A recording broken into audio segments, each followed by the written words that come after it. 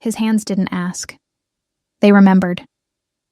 Every place they touched, they had already claimed the night before, and the night before that. But this time, it was different. This time, I wanted it. Not because I loved him. Not yet. But because something inside me had stopped resisting. Maybe it was the way he whispered my name like a secret he never meant to say out loud. Maybe it was the way my body responded before my mind could object. That night, he didn't just take me once. He returned, over and over, like a man trying to rewrite history with skin and breath. And I let him. Not because I had to, because I needed to know what it meant to be chosen, even if I was never asked. If you're still with me, if this story has stirred something in you, go ahead and like the video and subscribe. There's more where this came from. They say every silence has a shape. That night, silence filled the backseat of the black car like a liquid, cold, thick, pressing against my skin. I didn't ask where we were going. My father wouldn't have answered. He just stared out the window, the kind of stillness that came from too much whiskey and too many bad debts. His silence wasn't guilt. It was emptiness. The mountains grew taller the farther we drove. Trees leaned in like voyeurs. The sky turned from slate to ash, then nothing. When the car finally stopped, I stepped out and felt the gravel shift beneath my feet like a warning. The house loomed in front of us. Not beautiful, not warm, just vast. Stone and glass. A house designed to outlive emotion. Cassian Vale didn't come to the door. He didn't greet us. Instead, a man in a gray coat, a lawyer maybe, led us inside. The hallway smelled like cedar wood and old paper. I walked past mirrors that refused to reflect warmth. My reflection was pale, unfamiliar, like someone halfway erased. They brought us to a room that felt like a vault. A table, 2 chairs, a document, a pen. My father took it without hesitation, signed where they told him, and left without looking back. He didn't say goodbye, didn't even say my name. Cassian signed last. No words, no glance in my direction. Just a hand, long fingers, cold knuckles, dragging the pen like it meant nothing, but I meant something. At least on paper. A commodity. A currency. A signature away from disappearing. The housekeeper showed me to my room. "This is yours," she said, then paused, uncertain. "For now." There were no windows, just a single lamp that cast long shadows across stone walls, a fireplace that hadn't been lit in years. A bed, too large, too cold, with white sheets tucked so tightly it looked like a coffin. I sat on the edge. My hands lay still in my lap, but inside, everything trembled. No one had told me what to expect tonight, but I wasn't stupid. I was 22. Not untouched by reality, only by affection. I counted the minutes like stitches. The room didn't echo, but the silence had weight. I kept thinking of the last thing my mother ever said to me before she died. Don't mistake. Quiet for peace. The door opened sometime past midnight. He didn't knock. Cassian walked in like he already belonged there, to the space, to the moment, to my fate. He didn't speak. Not one word. And yet, every movement was deliberate. Stripped of pretense, stripped of hesitation. He closed the door with the kind of finality that made my stomach twist. My skin knew what was coming before my mind would allow it. He stopped in front of me. I couldn't meet his eyes, but I felt them, sharp as frostbite, watching the parts of me that still clung to dignity. He touched my shoulder. Just barely. Flinched. He didn't apologize. Didn't ask. His hand moved to the ribbon at my back. Unfastened. Waited. My breath caught. I hated the way my body responded. Not with desire, but with surrender. A a trained reflex from a life spent avoiding pain. The dress fell. So did I. It didn't hurt. Not like I thought it would. It wasn't gentle either. He wasn't making love. He wasn't even making eye contact. It was something else, quieter than violence, colder than lust. Possession. He took me once. Then again, like he was trying to forget something by carving it out of me. I didn't cry. Not because I was strong, because crying meant feeling, and I couldn't afford to feel. Not then. When it was over, he stayed for a moment. Breathing. His chest rose and fell like someone running from memory. Then he stood, adjusted his shirt, walked out, still no words. The door clicked shut. I lay there, still, unsure if I existed. My body wasn't broken, but something inside had shifted. Not shattered, not bruised, just unhooked. Like a picture on the wall that had hung crooked for years, but no one noticed until it fell. I didn't fall asleep. I waited, not for him to return, but for the part of me that had left to come back. It didn't. Instead, I noticed the air, the weight of it. This wasn't safety. It wasn't cruelty either. It was something in between, a space between yes and no, between girl and woman, between slave and wife. In the morning, I sat on the bed with the sheet pulled tight around my shoulders, staring at the closed door. I didn't feel owned. I didn't feel free. But what haunted me most wasn't what he did. It was that a part of me was already listening, waiting, for the sound of his footsteps to return. I didn't see him the next morning. There was no breakfast, no staff, no small talk. The house seemed designed for ghosts, not people. Long corridors without windows, doors that didn't creak, furniture too pristine to have ever been lived in. A home curated for presence without presence. My room remained unchanged. The sheets still warm from what had happened, the air still carrying his scent. Cedarwood, leather, cold metal. I hadn't moved. I hadn't spoken. I hadn't even cried. There was no space for tears in a body that hadn't yet decided what had happened. I was no longer untouched, but I wasn't sure I had been touched either. By late afternoon, hunger reminded me I was human. I wandered the house until I found the kitchen, clinical, steel-lined, and stocked like a showroom. I made toast. It tasted like nothing. The butter didn't melt. He didn't appear. But I saw signs of him. A coat draped over the back of a chair, a glass left half full on the counter, a leather-bound book on the windowsill, open to a page halfway through. I didn't dare read. It felt like intrusion, and I was already enough of that. That night, I waited. Not because I wanted to, because I didn't know what would happen if I didn't. The sheets were freshly changed. I didn't know who did it. I didn't hear anyone come in. That unsettled me more than if the bed had been left stained and cold. I lay there, stiff as the mattress. My body remembered more than my mind allowed. Remembered the weight, the silence, the rhythm of him. The way he hadn't spoken. The way I hadn't stopped him. I had consented only by not resisting. Was that the same thing? He came again. Past midnight. No knock. No hesitation. This time, he turned off the lamp. It was worse in the dark. I couldn't brace for him. Couldn't read his face. Couldn't prepare my breath. He touched me like routine, like ritual, like something already expected. Not rough, not soft.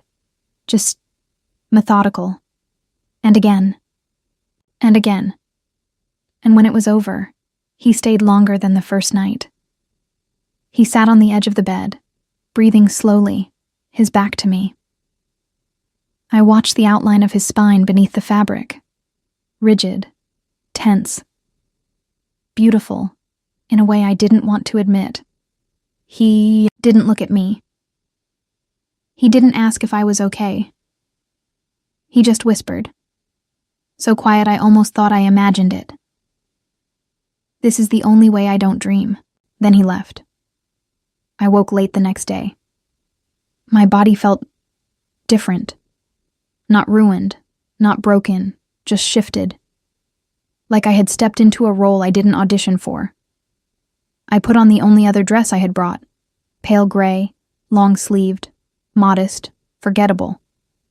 Just like I wanted to be. As I walked the halls, I started noticing things I hadn't before. A scratch on the banister. A burn mark near the fireplace. A picture frame turned backward on a desk in the study. Details. Imperfections. Proof that someone had lived here before. Someone who no longer did. The staff, what little of them I saw, avoided me. Polite smiles, lowered eyes. They answered, nothing. They offered nothing. One woman placed a cup of tea on my nightstand while I bathed and was gone before I emerged. I tried to ask her name once. She only bowed her head. This was not a home. It was a contract. The third night, I tried to stay awake. I didn't want him to catch me unaware again, but exhaustion won. And when I woke, he was already there. This time, he didn't undress me.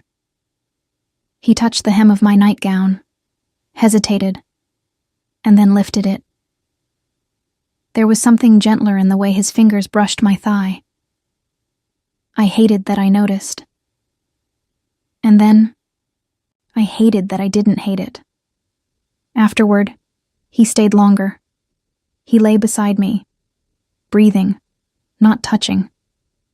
I could feel the heat of him, the weight of his presence, but he didn't move. Didn't say a word. My throat was dry. I whispered, "Why are you doing this?" His response was barely audible. "Because you let me," I wanted to scream. Let him? Did I? I thought of the paper I'd never signed. The marriage I never agreed to.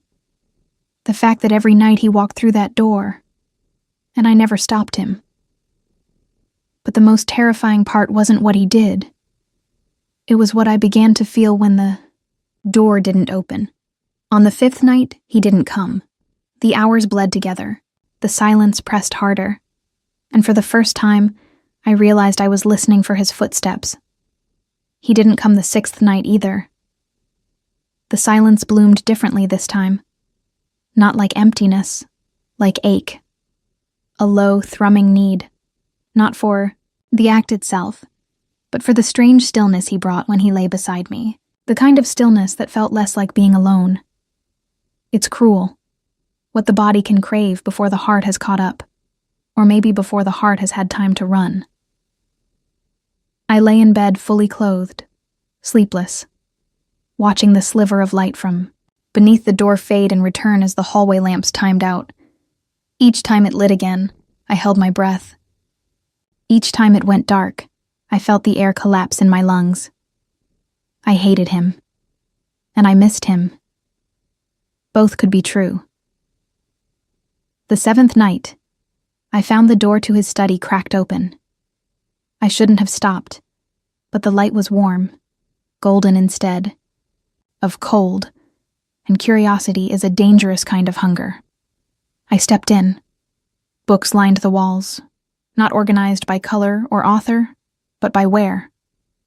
The ones he loved most were nearly breaking at the spine. There was a record playing, soft jazz, scratchy, old, a trumpet that sounded like grief with nowhere to go.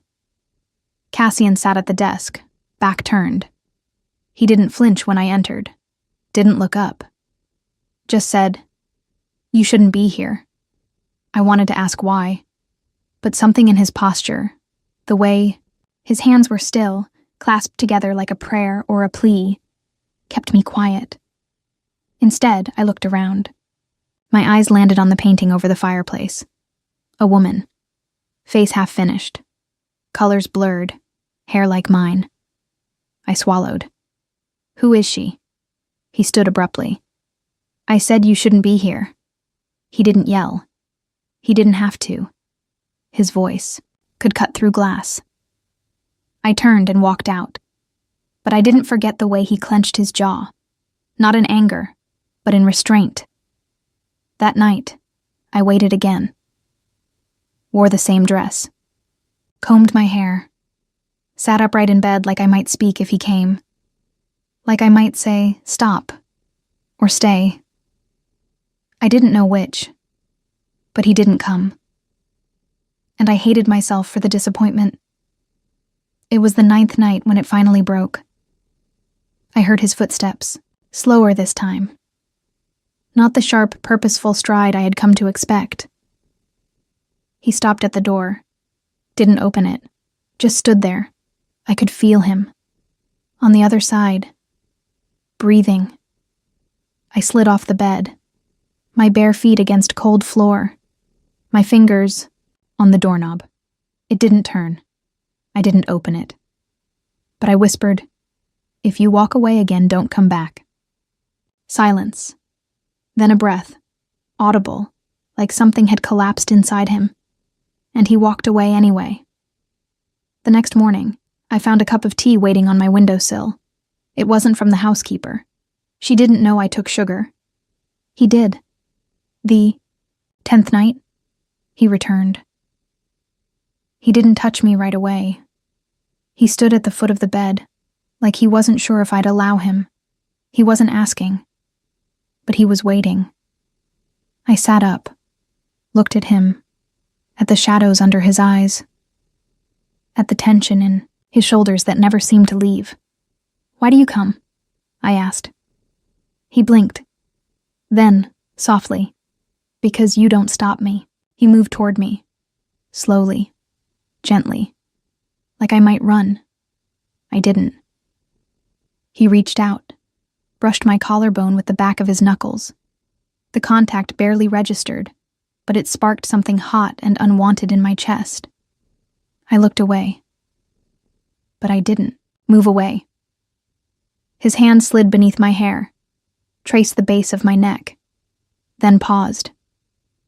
He said nothing, but his silence wasn't empty this time.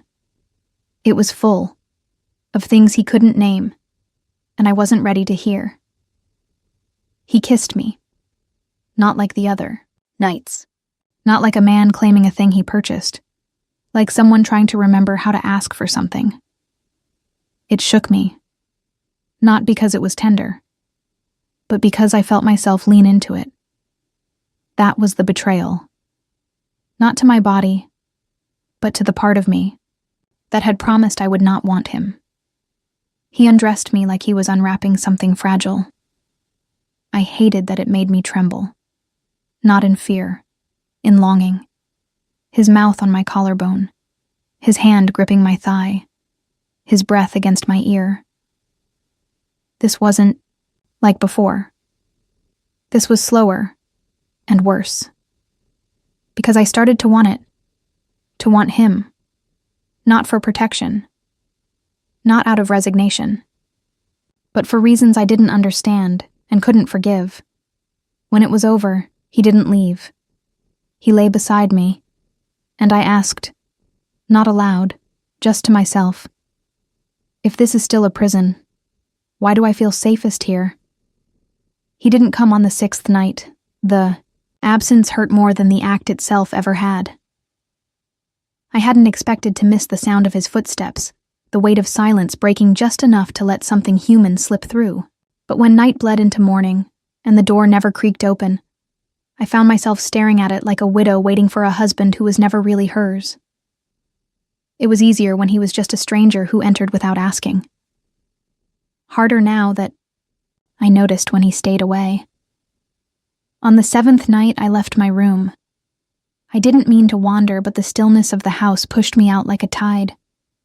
I passed long corridors with wallpaper that curled at the edges, bookshelves too neat to be read.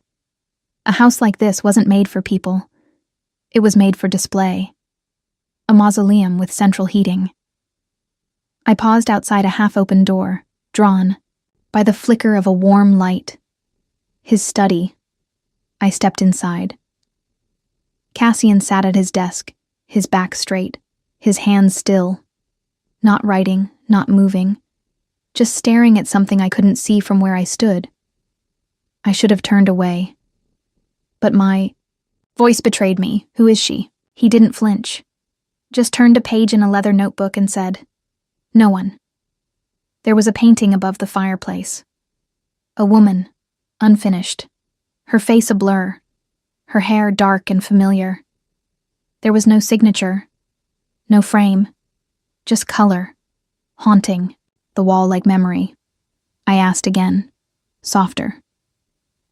"Was she your wife?" He stood up. "That room is yours. This one is mine." It wasn't anger in his voice. It was warning. I left before he had to say it again. That night, I didn't sleep. I sat upright in bed, the lamp on, the silence thick. My body remembered too much. The way his hand had moved without trembling. The way mine hadn't moved at all. It hadn't been pain that stayed with me. It was how easy it had become to stop resisting. On the 8th night, I waited again. This time not out of fear, but anticipation I couldn't justify. I wore the softest nightgown I had. Long sleeves, loose around the wrists, slightly frayed at the collar. Innocent, forgettable. I brushed my hair out of habit, not desire. When the door finally opened, it was slower than usual. Cassian stepped in, closing it behind him. But he didn't come to me. He stood by the fireplace for a long time, watching the embers he hadn't lit. "I shouldn't be here," he said. Then, "Do you want me to leave?" I didn't answer, because the silence between us was louder than anything I could say. He crossed the room, sat on the edge of the bed, not touching me. I shifted, inching closer. That was the moment. Not the kiss, not the heat of his body. The inch, the choice. It wasn't surrender, it wasn't rebellion, it was something quieter, something more dangerous. He didn't ask this time, but he waited. He undressed me slowly, like he was afraid the fabric might cut me if he pulled too fast. His hands were colder than the room, but my skin warmed under every touch. And I hated how natural it felt. This trespass dressed in tenderness. He lay beside me, not over me. His mouth found my shoulder, my collarbone, the place beneath my ear that had never been kissed before. My breath caught in my throat, not from fear, from the betrayal of wanting. When he entered me, it wasn't like the first night. There was no urgency, no detachment, no war, just gravity. Slow and suffocating. I let him. And for the first time, I moved with him. Afterwards, we didn't speak. He lay on his back, arm resting across his chest, staring at the ceiling like it might break if he blinked. I wanted to ask what he saw. I didn't, because I didn't know what I would do with the answer. Instead, I turned toward him, curled beneath the sheet that still smelled like cedar and dust. My voice came out small. "This isn't love." He nodded. "I know." But neither of us moved away. In the morning, I woke before him. He was still asleep, jaw unclenched, one hand lying palm up between us, like something open, like something tired of being closed. I got out of bed quietly, pulled my robe, tight, and walked to the windowless corner of the room. There was no view, no sunlight. But I stood there anyway, because somehow in that moment, I needed the absence more than the light. Later that day, I found a cup of tea outside my door. It was just how I liked it. Milk, no sugar, still warm. There was no note, no tray, just the smallest proof that someone had listened. That night, I didn't wait for him. But when he came, I opened the door before he could knock. He didn't touch me that night. He sat in the chair across the room, elbows on, knees head in hands. The light from the fireplace flickered along the edges of his jaw, casting his face in something half shadow, half sorrow. I watched him from the bed, wrapped in the same nightgown he had slid off me the night before. My body still carried the memory of his hands, but something colder pressed against my ribs now, like a truth trying to rise. He hadn't said a word, neither had I. But silence can rot faster than words. It curdles.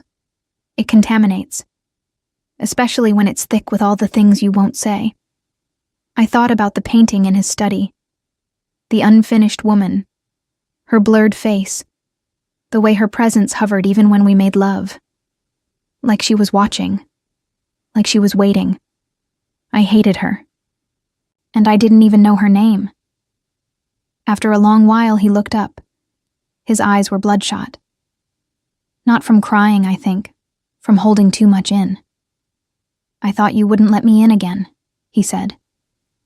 It was the first time his voice cracked, and something in me broke open with it. "I shouldn't have," I whispered. "I still don't know why I did."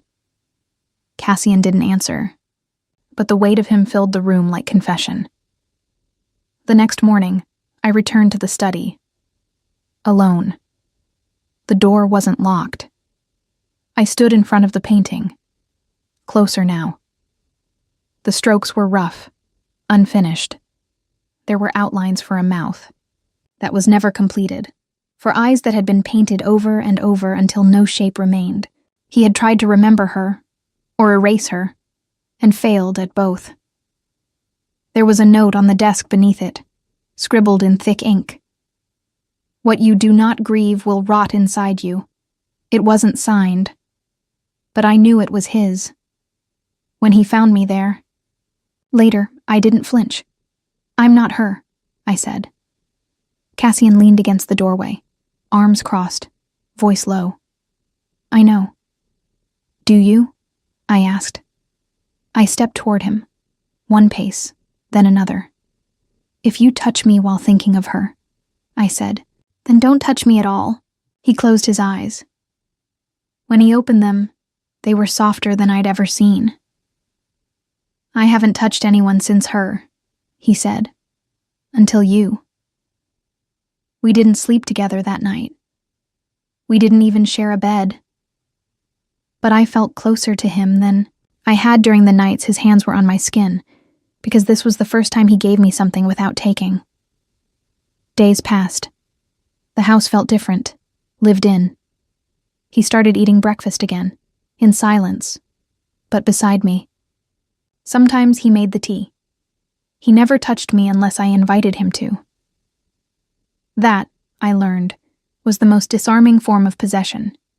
When someone who could take anything from you chooses instead to ask. Then one day, I opened a drawer in the wardrobe and found it. A small leather box. Inside was a thin silver bracelet. Delicate, worn, and inside the lid, etched in Cassian's handwriting. A promise I failed to keep. My fingers went cold, because I knew, without needing to ask, that it had belonged to her.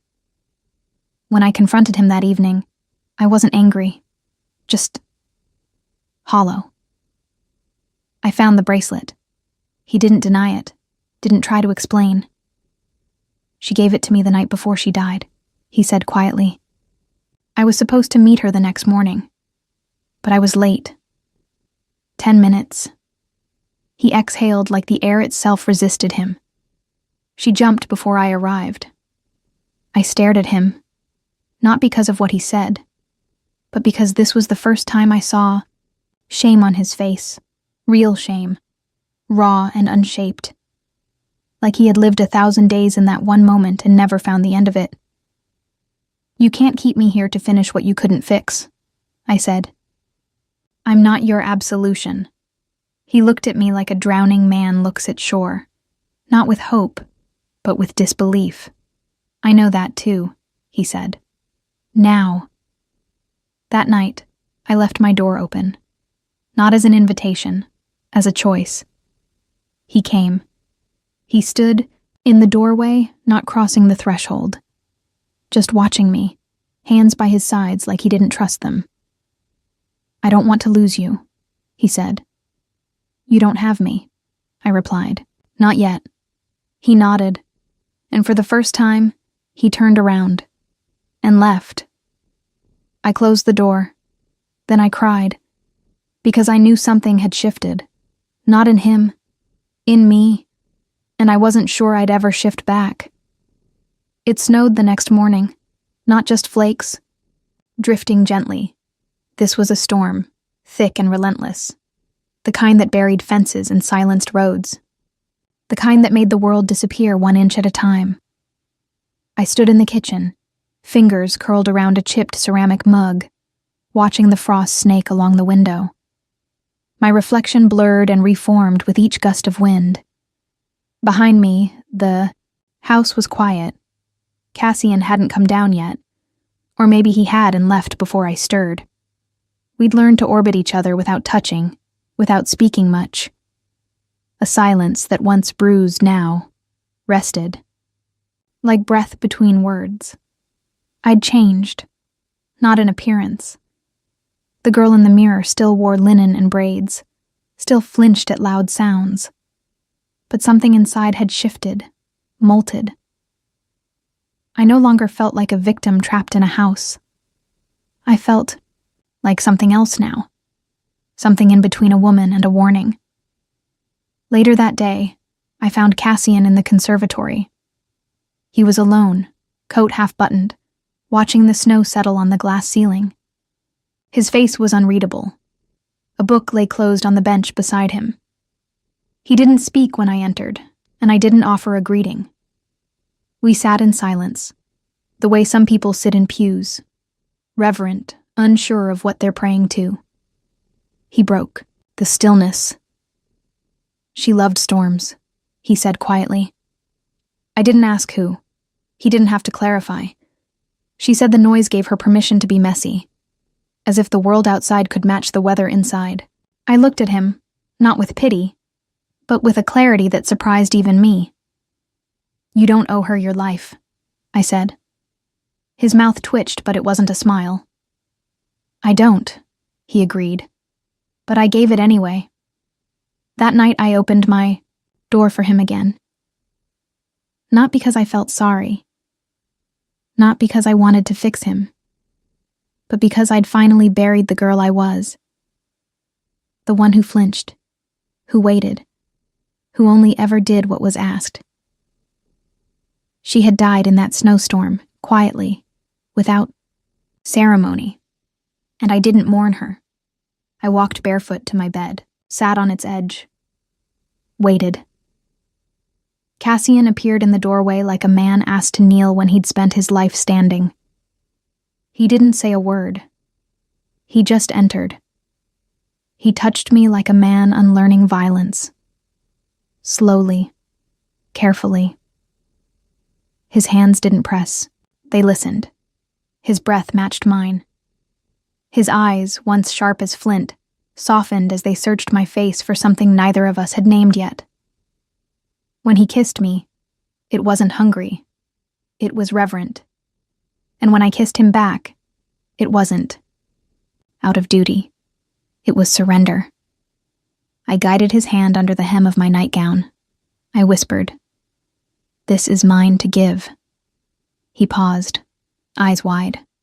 No longer the man in control, just a man, undone by permission. "Then I'll take only what you offer," he said. I placed his hand over my heart. "Then take this first." What happened next was not like the other nights. It wasn't possession. It was communion. The bed creaked beneath our rhythm. The sheets tangled around our legs. His mouth moved across my skin with a kind of ache, like he was mourning every moment he'd ever touched me without care. I clutched his back, pulled him closer, whispered things I didn't know I knew how to say. "You're not hers. You don't have to disappear to be forgiven. You're not a sin." After, he didn't leave. He stayed. His arm curled around my waist, my head on his chest. We breathed like a single organism, like two animals who had survived the same storm and found the same cave. I closed my eyes, not from exhaustion, but from relief. In the morning, I woke to find him still there, eyes closed, lips parted. Human. I traced the scar beneath his collarbone, a small pale mark, shaped like a crescent moon. He stirred, but didn't flinch. I dreamed of fire again, he said.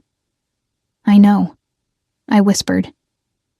You always smell of smoke in your sleep. He smiled.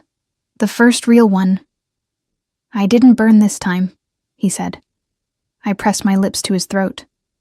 No, I said, because this time, someone stayed. The snow began to melt 3 days later. Thin trickles ran down the gutters, catching the morning sun. I stood by the kitchen sink, rinsing a teacup, and watched the water drip like time, like memory. The air inside the house was warmer now, softer. Something had shifted between us, not loudly, but completely. Cassian still didn't say much, but he looked at me differently. Not with hunger, not with guilt, with recognition. Like I was no longer the girl he bought. Like I was someone he had found. We fell into quiet habits. He made coffee too strong. I added sugar when he wasn't looking. He left newspapers on the porch. I clipped out the crossword puzzles. Sometimes we read in the same room and said nothing, and it didn't feel like avoidance. It felt like breath. We hadn't made love, again since that night. Not because we were afraid to, but because we didn't need to prove anything anymore. I knew I was wanted. He knew he was forgiven. For now, that was enough. Then my father returned. He didn't knock. Just banged on the iron gate until a groundskeeper called the house. I was in the conservatory when Cassian found me. His jaw was tight, his eyes unreadable. There's someone at the gate, he said. You should decide what happens next. That was new. He didn't say I'll handle it. He said you decide. I hadn't seen my father in months. Not since he sold me like a lamb at auction, shaking Cassian's hand without once looking at mine. Now, he stood outside in a fraying coat, his eyes bloodshot, his breath visible in the cold. Let me in, girl, he said. We need to talk. I didn't move. Cassian stood beside me, quiet, solid. My father glanced at him. You got what you paid for, didn't you? Now, maybe you can do a little more for your old man. Cassian didn't flinch, but I did. I stepped forward, voice flat. You don't get to call me girl anymore. My father blinked. What's gotten into you? Out, I corrected. What's gotten out of me? He scowled. I raised you. You pawned me. Cassian's hand brushed mine. I didn't look at him, but I felt the way he stood still, letting me speak, not taking this from me. I needed money, my father said. I made a deal. No, I said. You made a choice. He opened his mouth to argue, but nothing came. The wind picked up. Loose snow danced between us. For a moment, I saw how small he really was. Not just in stature, but in weight. All those years I feared him, and now he looked like a man crushed by his own cowardice. I have nothing left, he mumbled. I thought maybe he... Cassian finally stepped forward and handed him an envelope. There's enough in there to leave, Cassian said, and never come back. My father reached for it. That's generous. Cassian didn't smile. It's not a gift. He left without saying goodbye. And I didn't cry. Not for him. Not for the child I'd been when I still wanted his love. Back inside, I stood by the fireplace, arms wrapped around myself. The silence didn't feel comforting today. It felt full. Unspoken things hanging between us like smoke. Cassian poured 2 glasses of whiskey, handed me one, sat down beside me without asking if I wanted to talk. But I did. "You didn't owe him anything," I said. "I know. And you didn't owe me that choice." He looked at me then. Really looked. "I didn't know how to give anything before you." It wasn't an apology, but it was the closest he'd ever come. He didn't say, "I'm sorry." That wasn't his language. He said, "You decide." He said I didn't know how to give. He said stay in the way he made room for me at his table, in his house, in his quiet. And sometimes, silence is a kind of love, if it listens. Later that evening, I found the envelope Cassian had given my father, still sitting by the front door, unopened, untouched. He hadn't taken the money, just the shame, and gone. Cassian stood by the window in the hall, one hand against the glass, watching the last patches of snow vanish into the earth. I joined, him not speaking, just standing close enough that our arms brushed. He didn't turn to face me, but his hand found mine, and in that quiet gesture, I heard all the words he hadn't said. You are not a commodity. You are not her. You are not alone.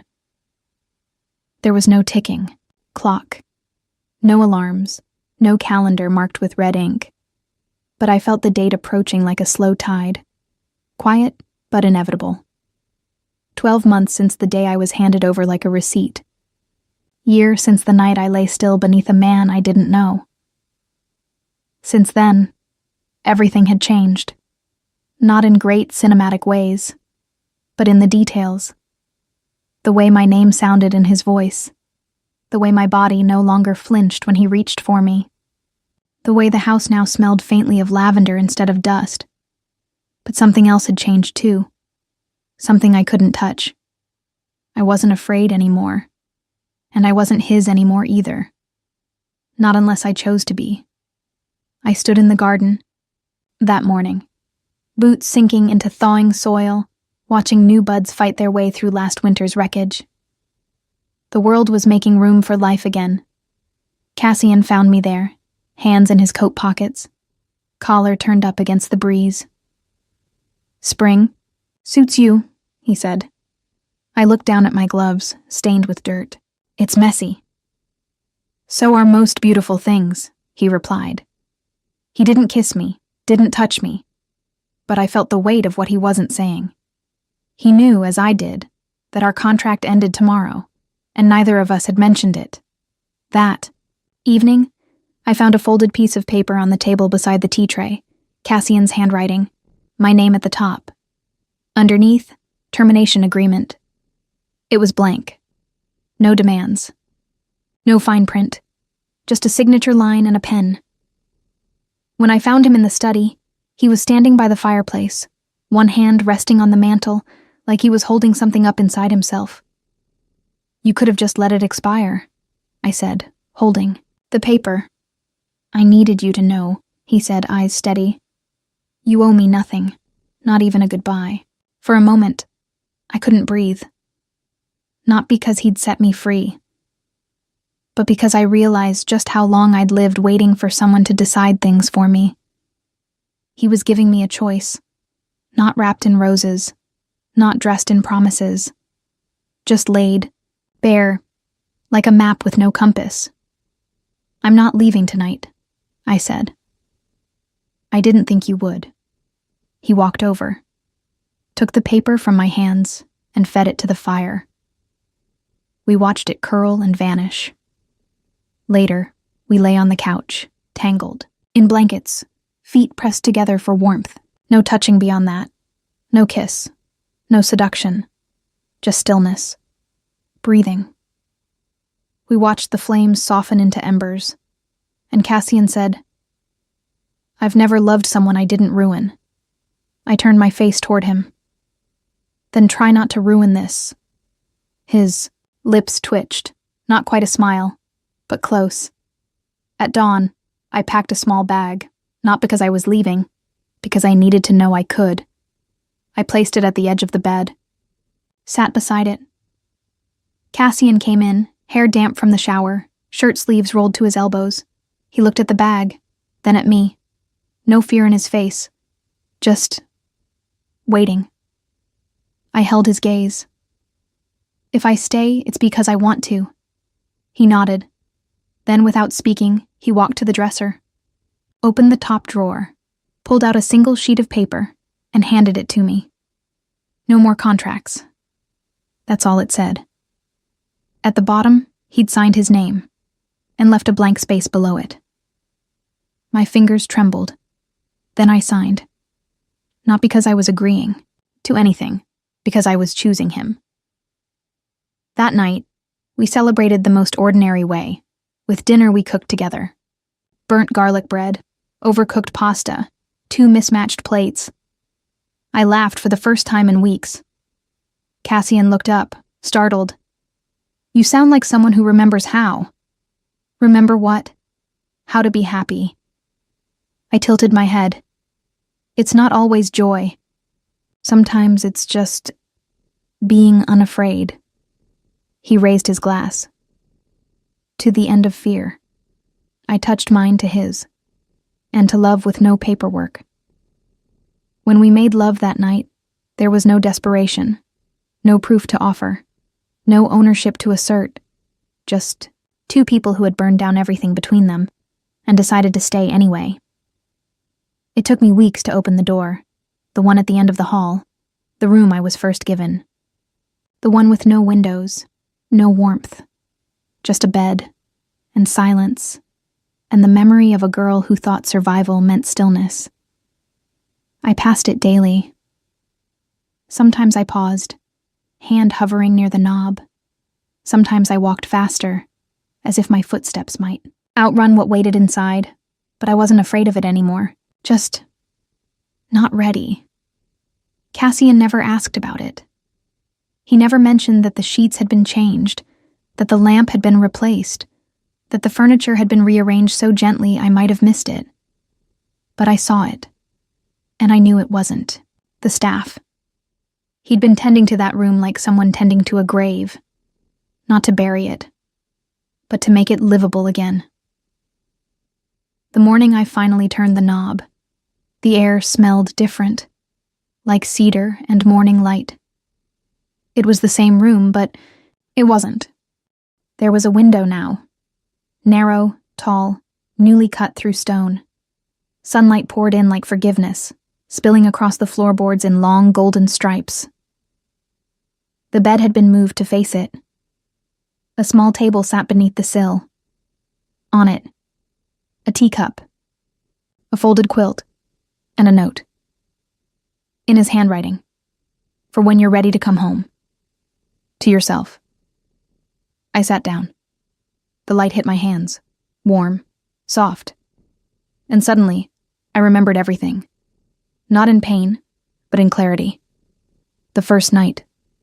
The silence. The cold. The way I didn't say no. The way I didn't say anything at all. And now, the quiet was different. Now it waited for my words. That evening I told him I wanted to sleep there again, not to reclaim anything, not to erase it, just to stand where I once felt powerless, and choose it differently. He didn't say no. He didn't hesitate. He just nodded and said, "Then I'll sleep on the couch."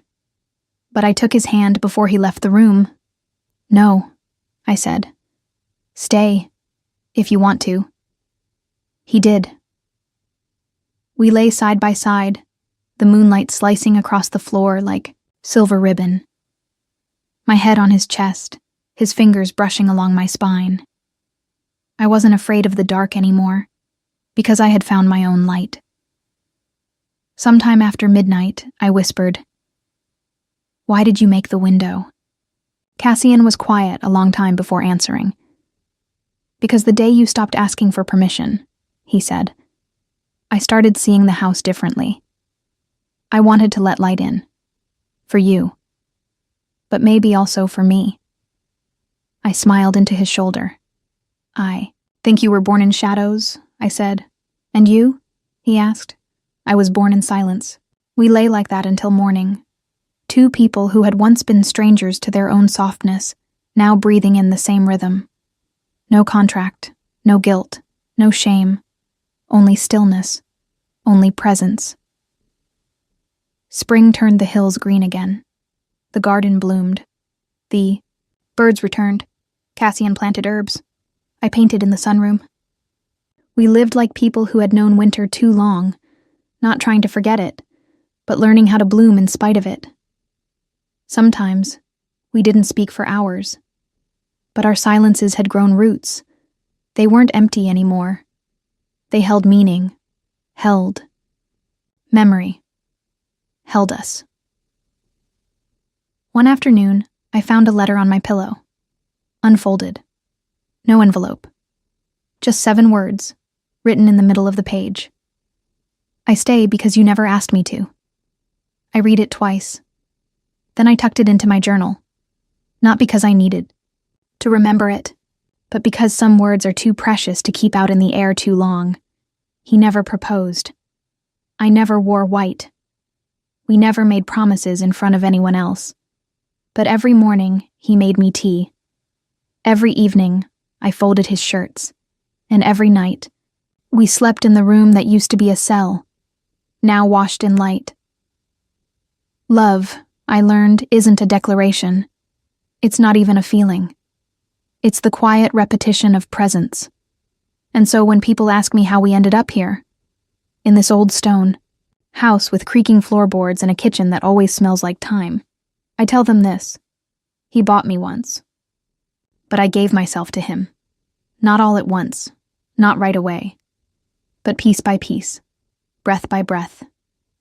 And one day, I woke up and realized there was no more debt between us, only choice, only light.